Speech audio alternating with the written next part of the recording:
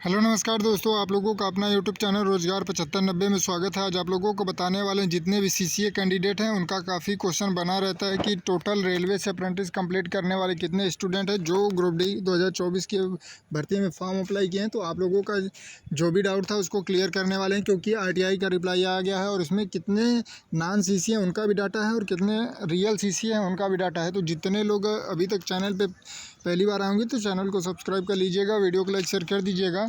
आइए आपको पूरी डिटेल्स हम जानकारी प्रोवाइड कराते हैं। तो देखिए आप लोगों के लिए बहुत महत्वपूर्ण है, क्योंकि देखिए अब तक आप लोगों ने यही देखा था कि जो एनएचडीसी की तरफ से जो भी आता था कि उसमें रियल अप्रेंटिसों की संख्या बताई जाती थी, लेकिन इसमें अब तक कितने लोग अप्रेंटिस मतलब प्राइवेट कंपनियों से करके बैठे हैं, टोटल उनकी भी संख्या अलग से बताई गई है।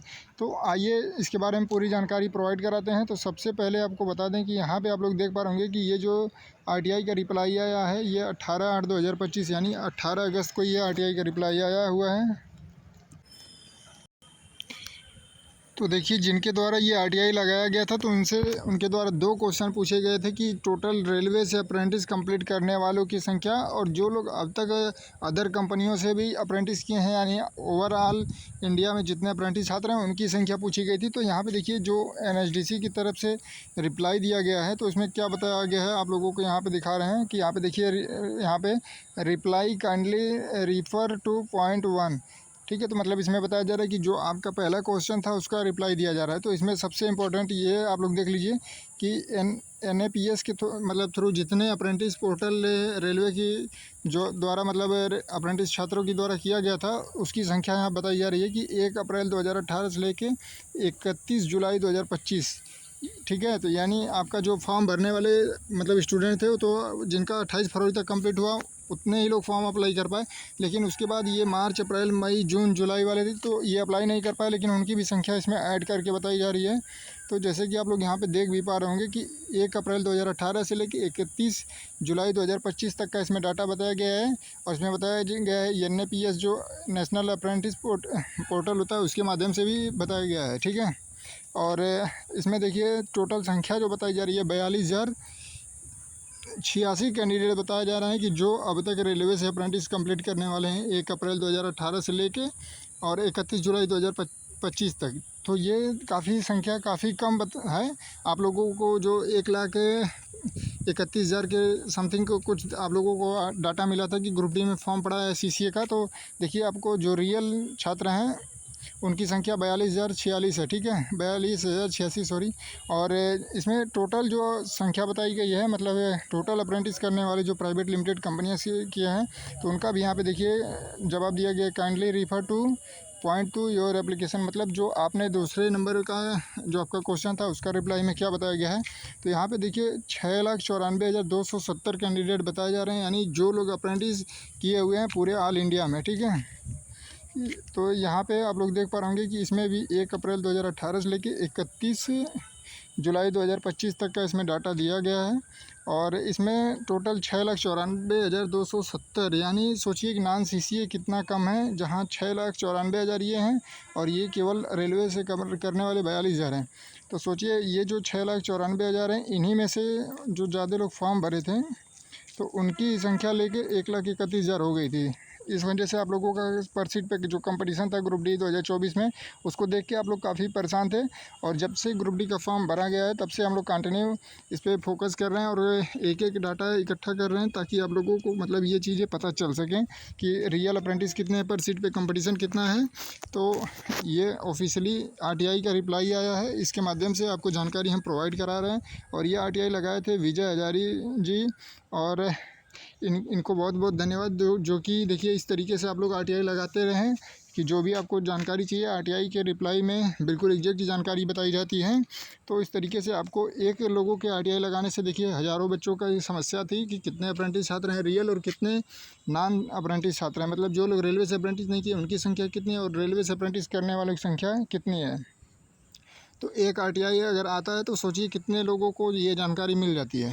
तो इस तरीके से आप लोग भी आरटीआई लगाइए, जिस भी चीज़ की जानकारी चाहिए तो आरटीआई लगाइए, एग्जैक्ट जानकारी आपको मिल जाएगी।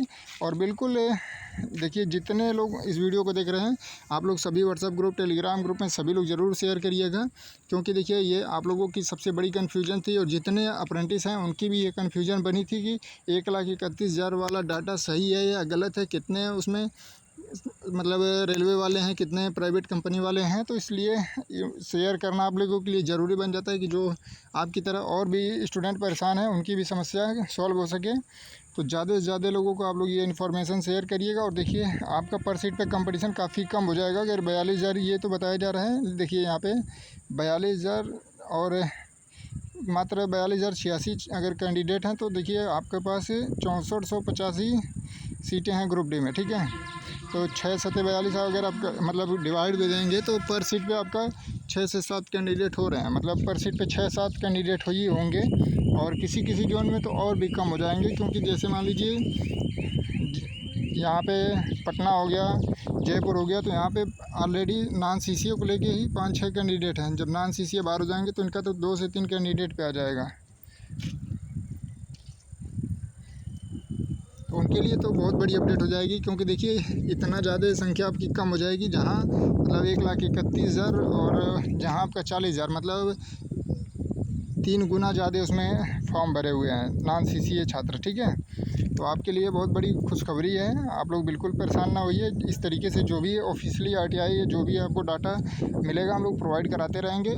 और आपकी जो भी समस्या है, जब तक आप लोग कमेंट कर देंगे, कमेंट में जो भी आता है तो इससे पता चल सकता है कि आप लोगों की समस्या क्या है, उसको हम लोग सॉल्व करने की उसकी जानकारी आप लोगों को प्रोवाइड कराने की कोशिश करते हैं। तो आप लोग रोज़गार 7590 यूट्यूब चैनल को सब्सक्राइब करना ना भूलिएगा। जितने लोग इस वीडियो को देख रहे हैं ज़रूर शेयर करिएगा। और ग्रुप डी एग्ज़ाम को लेके आप लोगों को बता दें कि देखिए अक्टूबर से नवंबर तक एग्ज़ाम होने के चांसेस हैं, क्योंकि 28 अगस्त तक कैट को अपने सुनवाई को पूरी करके इस पर भर्ती प्रक्रिया को स्टार्ट कराना है।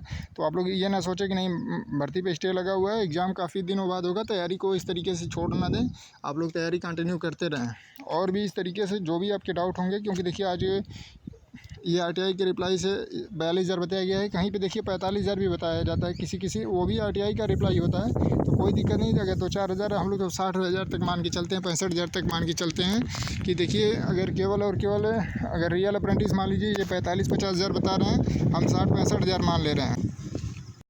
तो भी उसमें से अभी आप लोगों को देखिए 6400 सीटें, अगर 64-65,000 अगर अप्रेंटिस भी होंगे तो बहुत ज़्यादा नहीं है, 10% सीटें आप लोगों को मिल रही हैं। तो उसमें भी अगर आप लोग अच्छे से तैयारी करेंगे तो सिलेक्शन हो सकता है, ठीक है। ऐसा नहीं है कि नहीं होगा, लेकिन आप लोग कोशिश ये करिए कि अच्छा मार्क्स करिए, आप लोगों का 100% होगा। क्योंकि आप लोगों की तैयारी ही नहीं रहेगी तो सीटें कम रहें या ज़्यादा रहें, क्योंकि अगली बार आप लोगों ने देखा जो बच्चे तैयारी नहीं किए थे वो 1/3 2/3 करके 30 नंबर नहीं ला पाए, तो उनका सिलेक्शन नहीं हुआ।